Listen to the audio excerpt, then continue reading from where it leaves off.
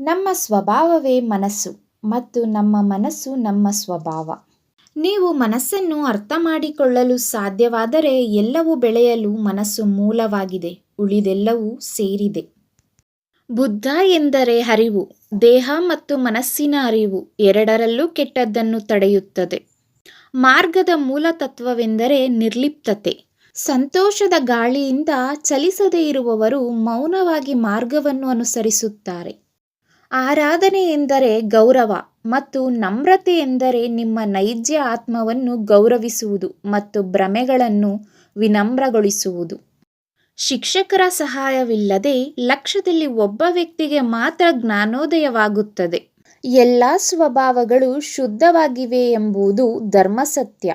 ನೀವು ಎಲ್ಲಿಯವರೆಗೆ ಬುದ್ಧನನ್ನು ಹುಡುಕುತ್ತೀರೋ ಅಲ್ಲಿಯವರೆಗೆ ನಿಮ್ಮ ಸ್ವಂತ ಮನಸ್ಸು ಬುದ್ಧ ಎಂದು ನೀವು ಎಂದಿಗೂ ನೋಡುವುದಿಲ್ಲ. ಆದರೆ ಭ್ರಮೆಯಲ್ಲಿರುವ ಜನರು ತಮ್ಮ ಸ್ವಂತ ಮನಸ್ಸನ್ನು ಬುದ್ಧ ಎಂದು ಅರ್ಥ ಮಾಡಿಕೊಳ್ಳುವುದಿಲ್ಲ. ಅವರು ಹೊರಗೆ ಹುಡುಕುತ್ತಲೇ ಇರುತ್ತಾರೆ.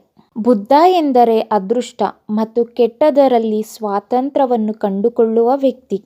ಪಶ್ಚಾತ್ತಾಪವಿಲ್ಲದೆ ನಿಮ್ಮನ್ನು ಬಿಟ್ಟುಕೊಡುವುದು ದೊಡ್ಡ ದಾನವಾಗಿದೆ. ಕೀರ್ತಿ ಅಥವಾ ಅದೃಷ್ಟದಂತಹ ಕೆಲವು ದೊಡ್ಡ ಪ್ರತಿಫಲದಿಂದ ನಾವು ಆಶೀರ್ವದಿಸಲ್ಪಡಬೇಕಾದರೆ ಅದು ಹಿಂದೆ ನಾವು ನೆಟ್ಟ ಬೀಜದ ಫಲವಾಗಿದೆ. ಆದರೆ ಯಶಸ್ಸು ಮತ್ತು ವೈಫಲ್ಯವು ಪರಿಸ್ಥಿತಿಗಳ ಮೇಲೆ ಅವಲಂಬಿತವಾಗಿದೆ.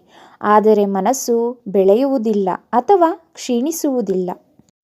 ಎಲ್ಲಿಯವರೆಗೆ ನೀವು ಜನನ ಮತ್ತು ಮರಣಕ್ಕೆ ಒಳಗಾಗುವಿರಿ, ನೀವು ಎಂದಿಗೂ ಜ್ಞಾನೋದಯವನ್ನು ಪಡೆಯುವುದಿಲ್ಲ.